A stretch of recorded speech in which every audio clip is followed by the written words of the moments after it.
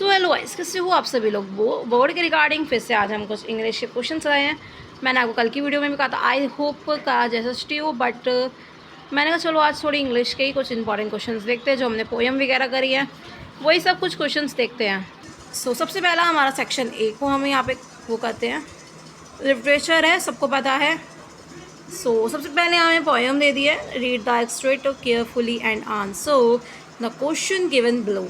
Question दे दिए, कल वाला है, कल वाली पोएम है ये वाली। कल वाला स्टेंजा जो मैंने आपको 2 स्टेंजास कराए थे कल, उसमें से एक स्टेंजा है ये, some say the world will end in fire, some say in ice from what I tasted of desire I hold with those who favour fire. कल पढ़ा था हमने, क्वेश्चंस थोड़े से चेंज है, ठीक है। Name the poet, name the poem and the poet. देखिए सबको पता है पोएम क्या है, पोएम का नाम क्या है, फायर एंड आइज, ठीक है। द पोएम नेम वाज, ये आप लिख देंगे यहाँ पे, fire and ice on brought by या रिटन बाय रॉबर्ट फ्रॉस्ट, ठीक है। सेकेंड क्वेश्चन को देखेंगे, what do the people think about the world. Peoples क्या सोचते हैं। मैंने आपको रट के, जब हमने पोएम अच्छे से पढ़ी थी, रट के, मतलब मैंने एक ही लाइन को 1000 बार रिपीट करा था। क्या सोचते हैं पीपल्स, पीपल्स ने क्या सोचा था। कुछ पीपल्स सोचते हैं कि जो हमारे वर्ल्ड का एंड है तो कैसे होएगा। कोई सोचता है फायर से होगा, सो कोई कहता है आइस से होगा। So some the people think about the world regarding, some people think, नहीं ऐसे नहीं, some people think to नहीं, some people think about the world ending fire and some people world ending with fire and some people think about the world ending with ice। so इसका answer यही होगा।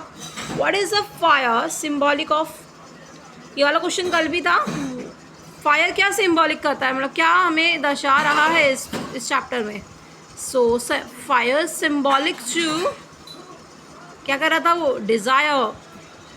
Question number 4 पे आते हैं, what is the point opinion about the world. Point के according world का क्या and है, इस टाइप से इस क्वेश्चन में ये पूछा है। पॉइंट का मतलब क्या, देखिए यहाँ पे भी दे रखा है पैराग्राफ में, फेवर फायर। क्वेश्चन थोड़ा सा चेंज होते हैं, ऐसे ही बोर्ड में थोड़ा आते हैं, ठीक है। बोर्ड में और भी थोड़ा टफ होता है, बट थोड़ा बहुत सेम होता है, ठीक है। सो इसका आंसर क्या होगा, the point think the world ending to with fire. So question number 2 देखते हैं इसका, write the answer of the following questions. मुझे यहाँ 4 क्वेश्चंस दे रखे हैं, ठीक है। 4 वैसे 5 क्वेश्चन दे रखे हैं, 5 में से कोई 4 करने हैं। तो देखते हैं, पाँचों के आंसर्स करेंगे, पाँचों के आंसर करेंगे, क्योंकि अभी तो हम पेपर नहीं कर रहे ना। एक सेकेंड, धुंधला, हाँ अब सही क्लियर नहीं आ रहा था। सो 5 के आंसर्स करेंगे, और जो उनसे 5 ईजी लगे, पहले तो भाई सबको अपने आप ही करके बताना है भाई, जिसको आता है, ठीक है। सो पहला क्वेश्चन देखते हैं, why is James Herriot attempted to keep Tricki on as a permanent guest. भाई वो लोग क्यों चाहते थे, जो डॉक्टर हैरियट था वो क्यों चाहते थे कि जो ट्रिकी है वो परमानेंटली गेस्ट बन जाए, मतलब वो उनकी जो क्लिनिक थी वहाँ पे परमानेंटली रह ले। बिकॉज मतलब ऐसे लिखेंगे, James Herriot attempted to keep Tricki on as a permanent guest because Mrs Pumphrey started to send dozens of eggs, comma लगा के, brandy and wine. So this reason for the James Herriot and his employees to keep Tricki as permanent guest, ठीक है। First का answer सबको पता चल गया, ठीक है। सेकेंड क्वेश्चन पे आते हैं, how did the vetch cure tricky of his elements. भाई वैट मतलब वेटनरी डॉक्टर है, ठीक है। इस क्वेश्चन का मतलब है जो वेटनरी डॉक्टर है वो क्या, मतलब उन्होंने कैसे ट्रीटमेंट किया था उन्होंने स्टार्टिंग से अंत तक ना कैसे ट्रिकी को कैसे क्या क्या दिया था खाने पीने को। सो जो वेटनरी डॉक्टर थे उन्होंने शो में क्या दिया था। So starting to veterinary doctor, या फिर ये लिख दिए, हम लिखेंगे वेटनरी डॉक्टर ने हैरिड से जेम्स हैरियट फर्स्ट, नहीं फर्स्ट डेज ऐसे लिखेंगे। James Harriet started first 3 days gave to eat it by Tricky only for plenty of water, nothing food, nothing any medicine, only give। उन्होंने क्या ओनली गिव किया था, प्लांटली of water. उन्होंने कहा था जितना पानी पीना है ट्रिकी को उतना पानी दो, बस उसे ना खाने को कुछ देंगे ना ही उसे कोई मेडिसिन देंगे। क्वेश्चन नंबर 3 पे आते हैं। Who are what did Lencho have faith in, what did he do then. मतलब लैंचो को किस पे फेथ, मतलब लैंचो को किस पे बहुत ज़्यादा ट्रस्ट था, भरोसा था, और उसने क्या किया। भाई लैंचो हैव फेथ इन गॉड। भाई उसे सबसे ज़्यादा फेथ किस पे था, गॉड पे था, ठीक है। And one day was Lencho all field are destroyed, so then Lencho return by the letter to God, ठीक है। He demanded to God, give me 100 pesos. So नहीं, because I have not a money for purchase to seeds and growing to new crops, ठीक है। इसका मतलब यही था, लैंचो को किस पे भरोसा था, तो लैंचो को किस पे भरोसा था, सबसे ज़्यादा भगवान पे भरोसा था। तो उसने क्या, मतलब उसने इसमें बस यही बताया गया है कि इसकी एक दिन उसकी सारी फसलें जो थी सारी ख़राब हो चुकी थी, और इस पर्पज़ से उसने अपने गॉड को लाचा लिखा था। उसमें क्या लिखा, उसने डिमांड क्या करी थी, उसने डिमांड करी थी भगवान से कि मेरे को कुछ, मतलब मेरे को 100 पेसोस चाहिए, जिससे मैं अपनी फैमिली वगैरह के अपने वो खर्चे देख सकूँ। बाकी अगले क्वेश्चन की तरफ आते हैं। What made Lencho call the post office employees a bunch of crooks.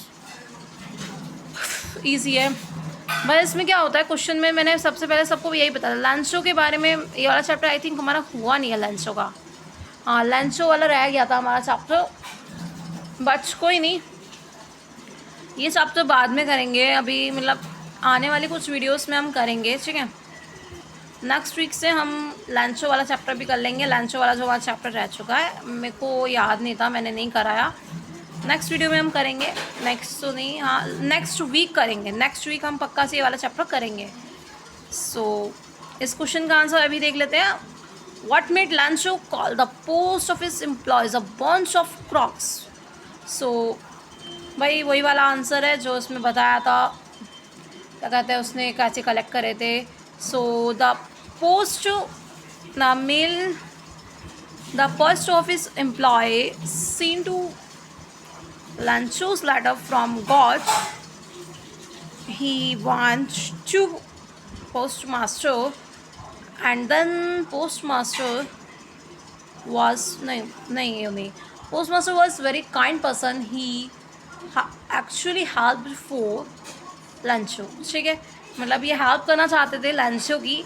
So then postmaster collect 100 pesos for his friends, family members, and इसने कहाँ से करा था, for and post office employees, and he give for his 1 part of salary. मतलब इन्होंने अपनी एक part of salary भी इसे दिया था। So this post office employees equal to bunch of crooks. So इस आंसर को हमने कंप्लीट कर दिया है। अगले क्वेश्चन पे आते हैं। What is the dust of snow, what does the poet say has changed his mood, how has the poet mood changed. So जो पॉइंट था उसका मूड कैसे चेंज हुआ, डस्ट ऑफ स्नो क्या है। सबसे पहले हम लिखते हैं द पॉइंट वॉज, नहीं पहले इसमें बताना है पॉइंट का मूड कैसा था, ठीक है। So the point has a नहीं, the point was the mood very depressed and very hopeful, नहीं मीनिंग कुछ खास बन नहीं रहा। The one day was the point, हाँ one day was the point very hopeful and depressed. So then he seated by the hemlock tree. ये सब सकते he under the hemlock trees for seated and then इसमें लिखेंगे so मतलब इसका mood खराब था। One crow seated to hemlock tree branches, so then moving to branches, falling to dust of ice by points, ठीक है, मतलब वो उसके ऊपर गिरे थे। So then point move on to his depressed and hopeful thing, so then his mood are very happy. So last question पे आते हैं, थर्ड क्वेश्चन पे, find the blanks fill in the blank with suitable option. So जो हमारा question है, एक second थोड़ी outside है, वैसा गई होगी आप लोग को। सो आगे चलते हैं क्वेश्चन नंबर 3 पे, fill in the blanks with suitable option. So इसका आंसर मैंने फिलअप कर रखे हैं, बट मैं एक बार फिर भी एक्सप्लेन कर देती हूँ।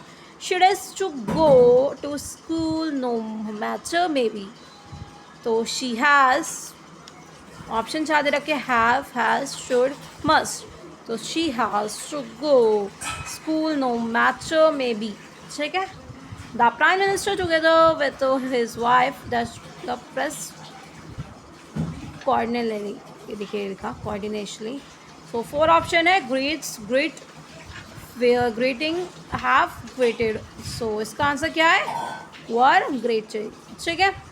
सो आज के लिए हमारा इतना ही था। पोयम के क्वेश्चंस हो गए थोड़े, हमने कुछ बुक के क्वेश्चंस करे, थोड़े हमने इसमें ये करे, आज थोड़ा सा ग्रामर क्वेश्चन करा। ग्रामर भी नेक्स्ट वीक से चालू होएगी, थोड़ी बहुत नेक्स्ट वीक से ग्रामर भी चालू हो जाएगी अपन लोगों की। मिलता है नेक्स्ट वीडियो में, तब तक के लिए बाय बाय। कल के वीडियो में मिलते हैं। कल आई होप हम एसएसटी का कोई पेपर सॉल्व करें, जैसे आज हमने थोड़ा बहुत इंग्लिश का एक पेपर सॉल्व करा है, वैसे कल हम एसएसटी का पेपर सॉल्व करेंगे। मैं एक एसएसटी के पेपर को भी अरेंज करूँगी, ठीक है। ये जो पेपर है, इस पेपर को थोड़ा अच्छे से एक्सप्लेन करा है मैंने, इस वीडियो को अच्छे से समझिए, ठीक है।